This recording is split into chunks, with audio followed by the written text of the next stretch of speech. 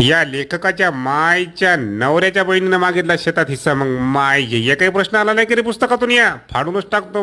मायजे मायजे एवढं जाड पुस्तक वाचलं, मायजे पैसे घातले आणि हे काही प्रश्न नाही आला परीक्षेत.